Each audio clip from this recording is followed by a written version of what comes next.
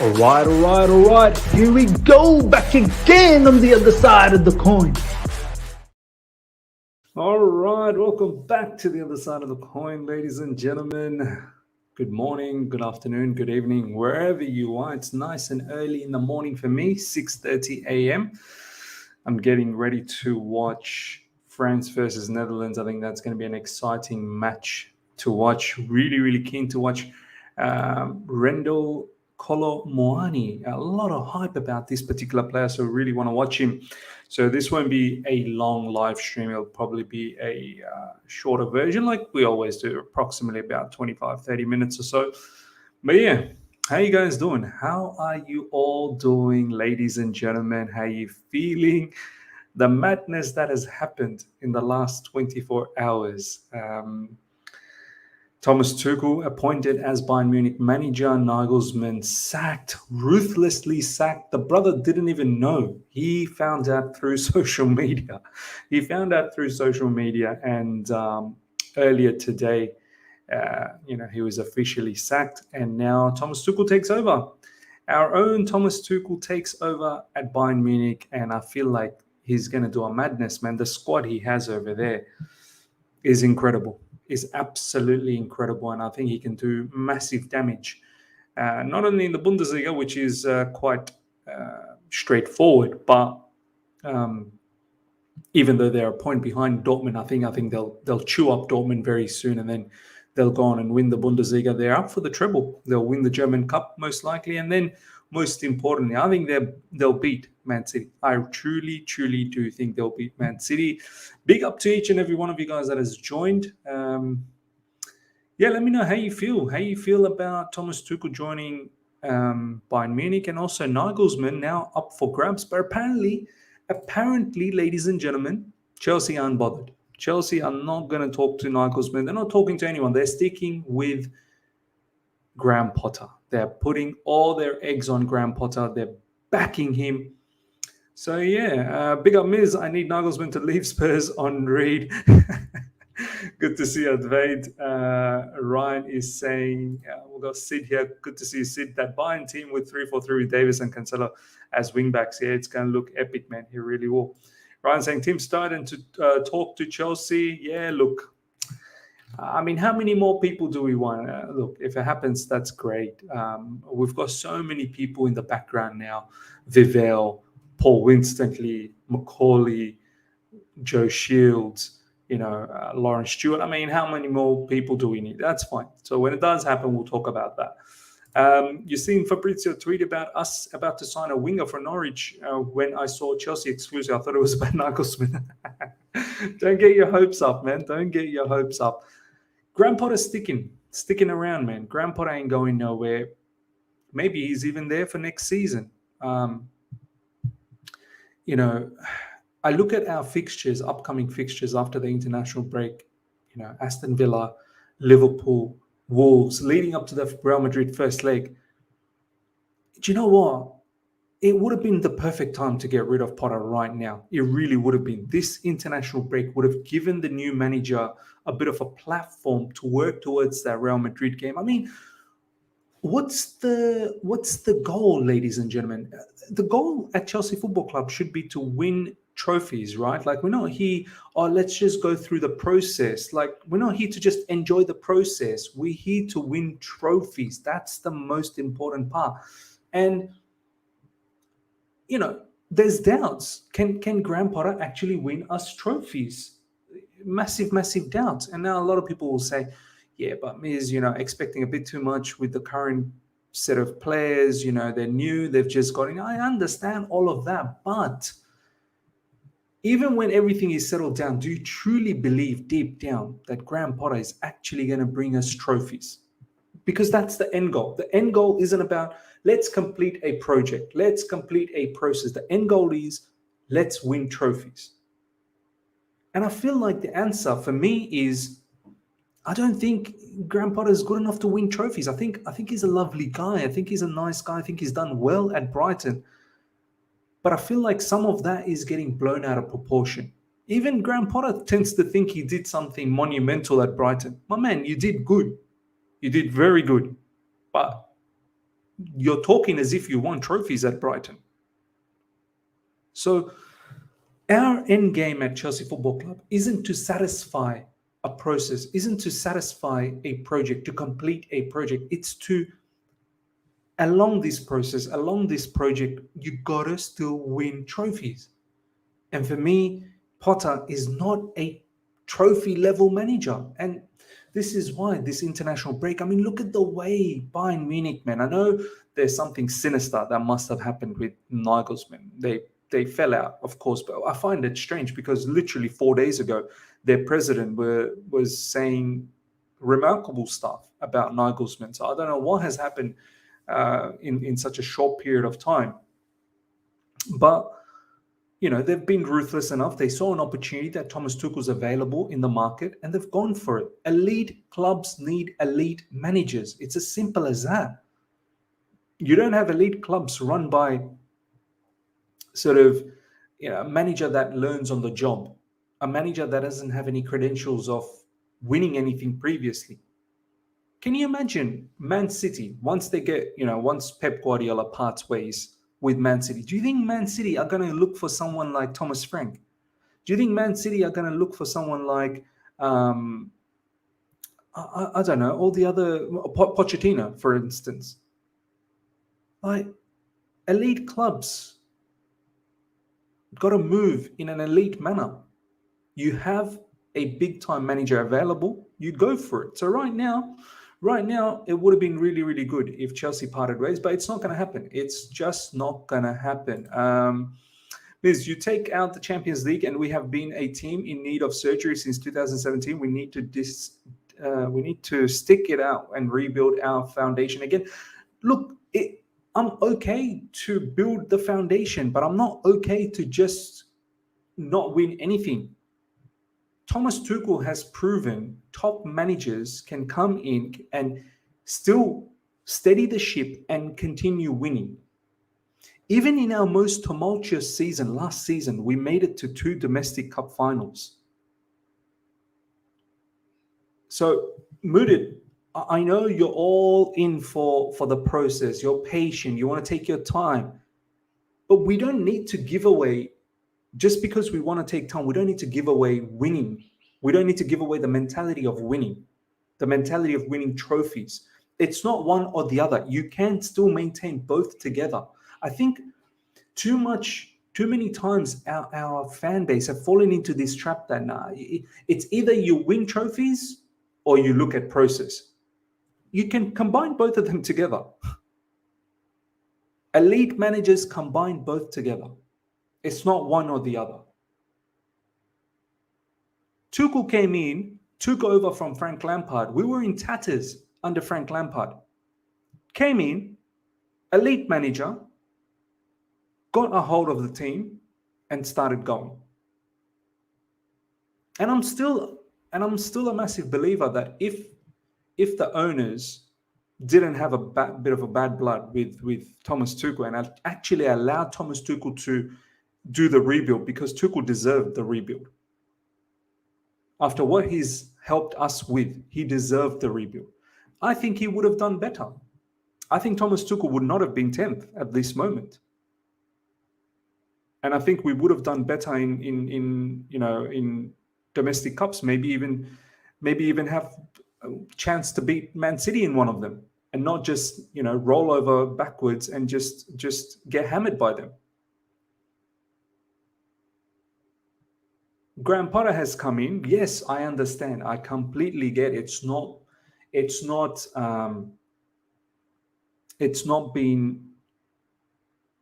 been chaotic. It's not been normal. I understand that. Before the World Cup, injuries. After the World Cup, whole heap of players. But from your deepest feelings, Mudid, and to everyone else, nearly 120 of you guys here, from your deepest feeling inside, do you really think Graham Potter is the guy? Do you honestly think he has that capacity, that character, that wants to win trophies so bad? He comes across a guy who's happy to just do the process. He keeps talking about time. He keeps talking about 3 years, at Brighton, and eventually they played their football.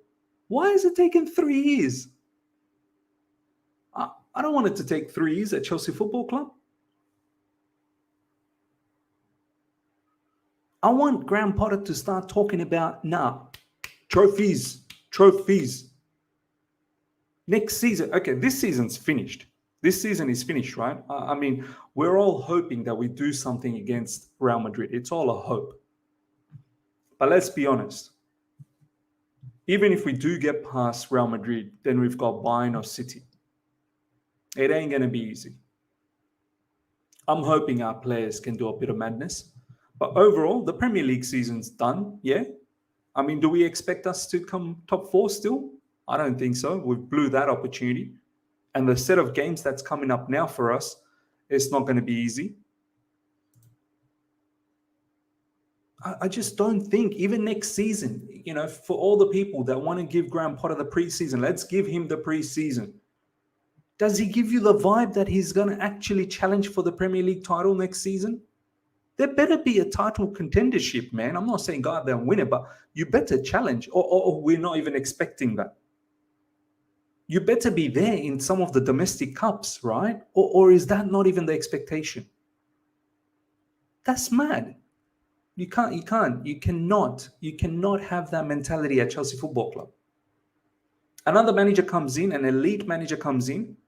I'll tell you right now, they're thinking trophies immediately. Let's just say, for argument's sake, for all the people, let's say, who wants, let's say Luis Enrique, right? I like Luis Enrique. I'd love him to take up. Do you think Luis Enrique comes to Chelsea Football Club and he's not thinking about trophies?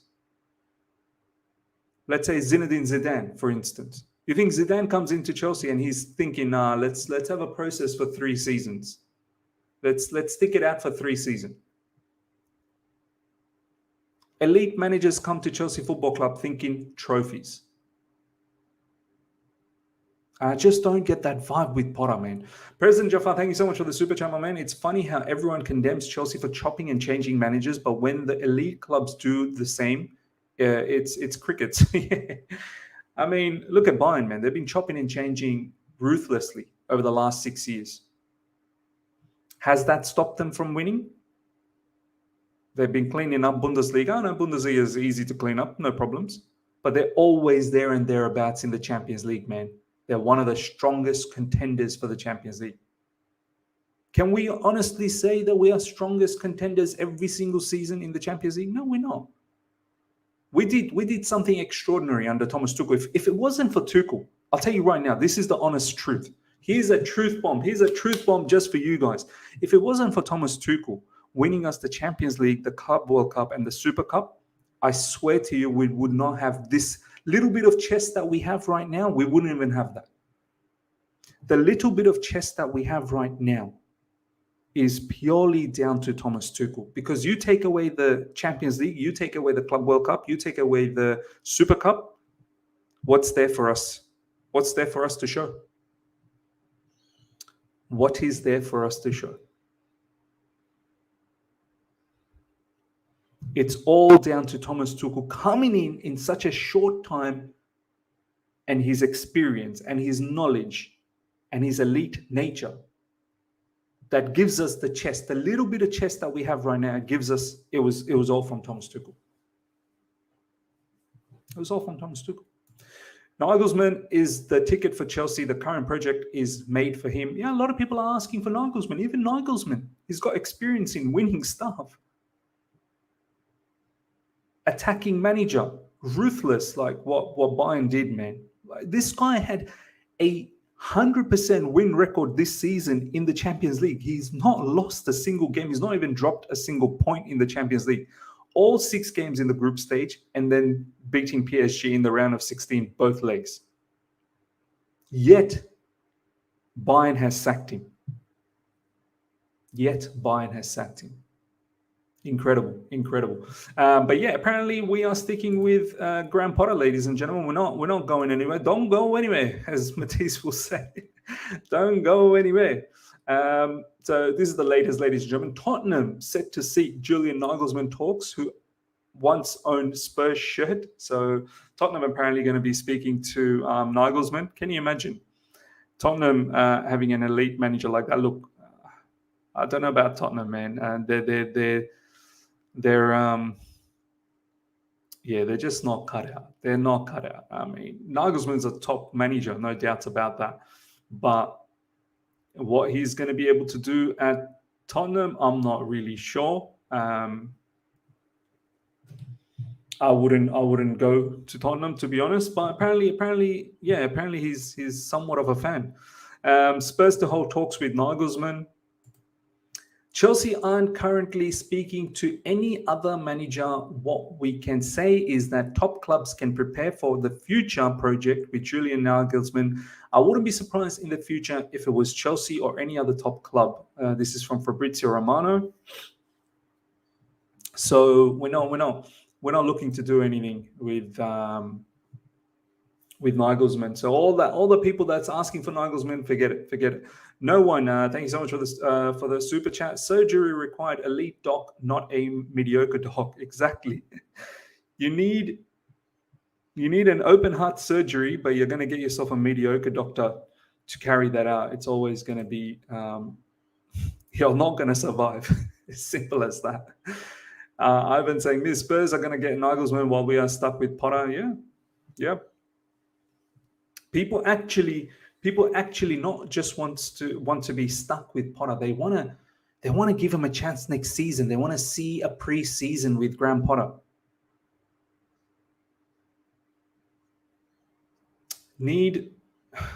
I need Graham Potter to mount a title challenge next season, man. I'll tell you right now. If Potter's sticking around, which looks like he will, I need him to mount a title challenge. Milo, truth bomb is a manager. It took 3 years to get 10th in the EPL. What in heavens made us think we was going to cut it at Chelsea? He didn't even make it to top 6. What is this? Yeah, but I don't know, man. I don't know what our owners saw last summer with Graham Potter, but they definitely did see something. That's for sure. But they should have seen enough this season already that he doesn't cut it. But it looks like they still want to give him an opportunity. As I said, the next few matches that's coming up for Chelsea Football Club is going to be crucial. I think a lot of people will, most people have already woken up, but I think a lot more people will wake up over the next few fixtures leading up to Real Madrid, because these fixtures are not easy. And I wonder how many wins we get. Aston Villa, Liverpool, Wolves. I really wonder what our momentum is going to be moving into that first leg against Real Madrid at the Bernabeu.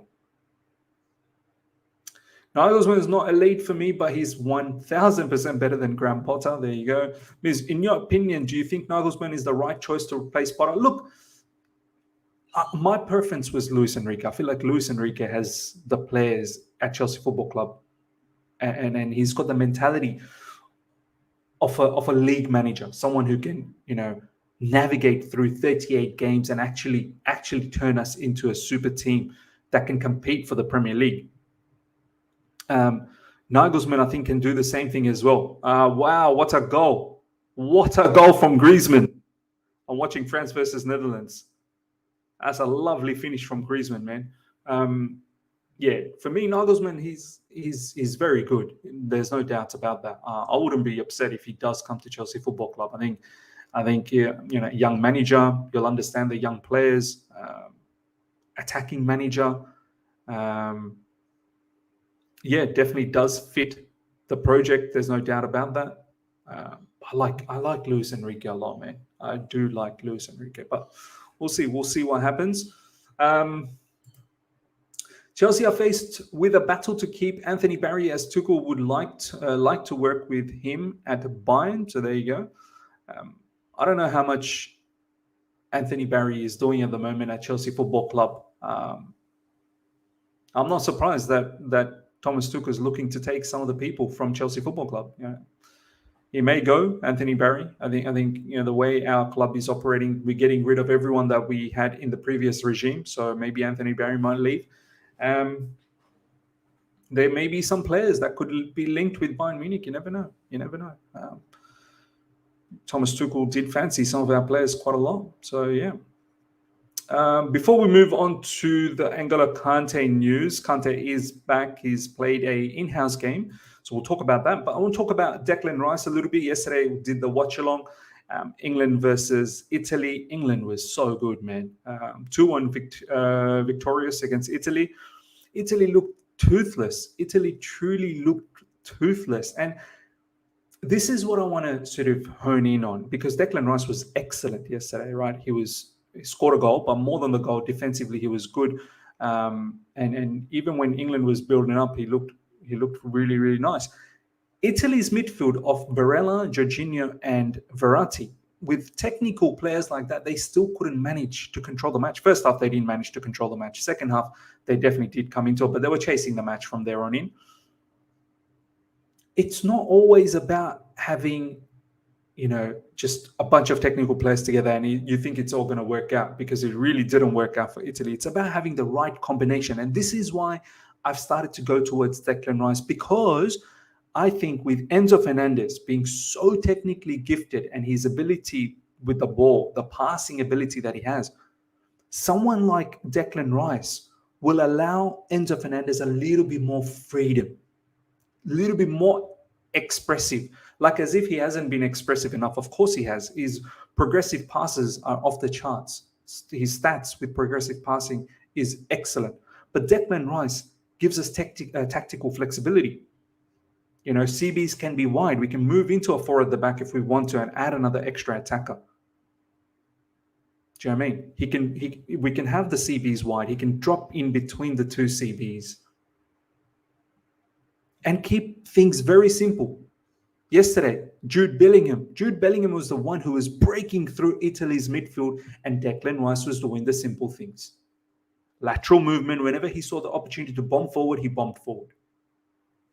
So for me, this is why I'm back on the Declan Rice situation, because now it makes sense. With Enzo Fernandez, it makes sense. With the likes of João Felix, with the likes of other players that we have, good technical players that we have in and around, it all makes sense. Now we're not worried about, we lack the technical ability. Now we've got a lot of technical footballers. Do you know what I mean? Balak CFC, good to see you, my man. Declan Rice has always been classed, or people just didn't like him because he's English and he's friends with Mount. Rice has fantastic defensive abilities, as well as ball carrying and switches of play. I always said Declan Rice was a good player. Always have mentioned he's a good player. My biggest issue was that I needed more technical players in and around. And now that we have that, I'm all okay with that.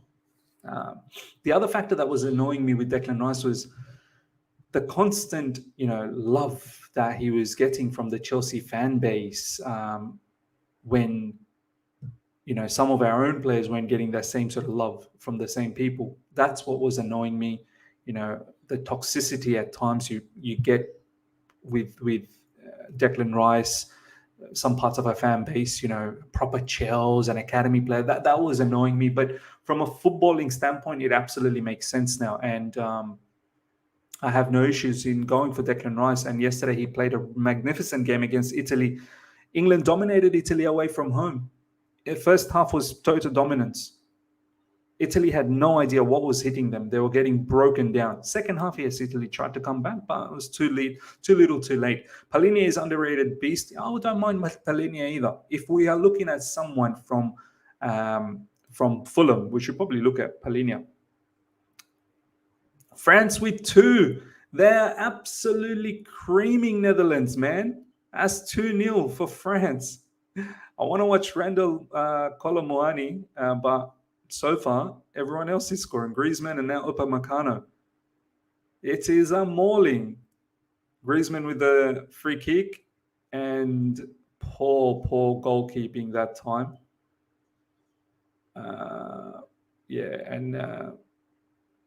Upamecano just got lucky.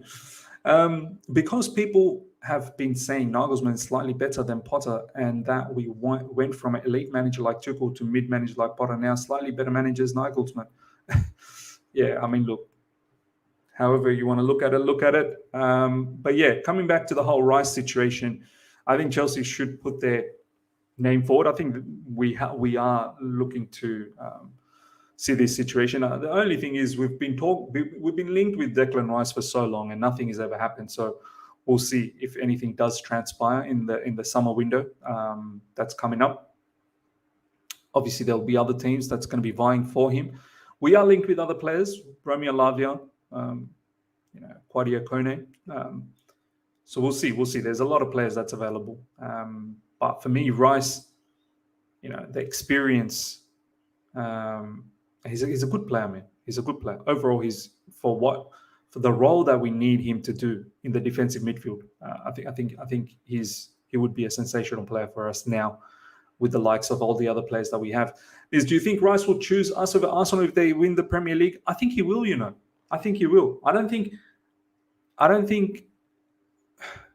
know recently there's been talks about how Arsenal are going to be in the Champions League obviously next season, potentially going to win the Premier League, and he's going to prefer playing in the Champions League. I understand that. I think if it's between Chelsea and Arsenal, and we actually go in for him, I think he'll choose us. I really do. I think he will choose us. His family are all Chelsea fans. He's from the Chelsea Academy previously, so I think it does. All right, let's move on to the next topic, ladies and gentlemen. N'Golo Kante played 60 minutes in a 3-0 behind closed doors win over Charlton today. Good to see Kante back. He's going to be massive for us for the remainder of the season. The upcoming fixtures, Real Madrid in the Champions League, N'Golo Kante, for me, is a massive, massive trump card. The return is here, ladies and gentlemen. Great to see. Are you guys excited? Are you guys excited with N'Golo Kante? Let me know. Over 170 people live right now. Smash the like button, ladies and gentlemen. Let's get those likes up. And if you're here for the first time, subscribe. Rice is a big Chelsea fan. As far as I know, his whole room was full with Chelsea stuff. Yeah, he's a massive Chelsea fan. No way means he's going to Arsenal, especially if Mount leaves.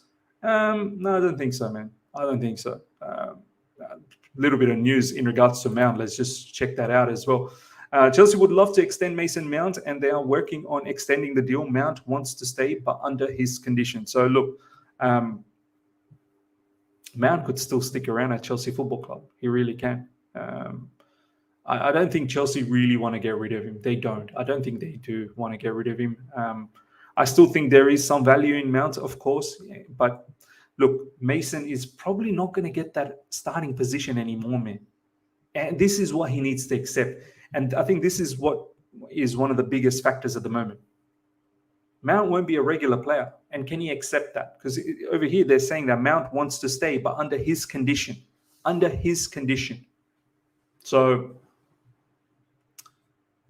that could be the stumbling block. That could be the stumbling block. I think Chelsea want to keep him, but Mount has to decide in his mind, can he stick around at Chelsea Football Club knowing he's not going to be a regular?